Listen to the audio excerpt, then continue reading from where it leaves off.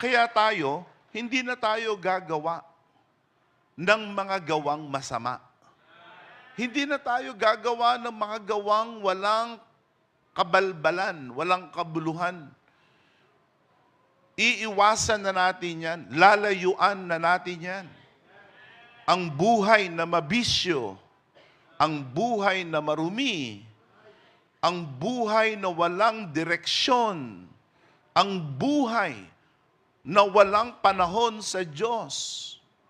Napakaraming mga tao ngayon na may panahon sa maraming bagay, pero pagdating sa Diyos, halos libusan niya lang ang Diyos. There are people that treat God like a beggar, like God is a beggar. Do you give your entire salary to beggars? No, you don't. No, we don't. We give to beggars.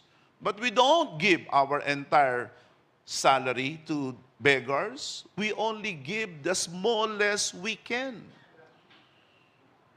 Yung iba sa atin, itinuturing natin ang Diyos na parang ang Diyos ay pulubi. You think God is gonna be pleased?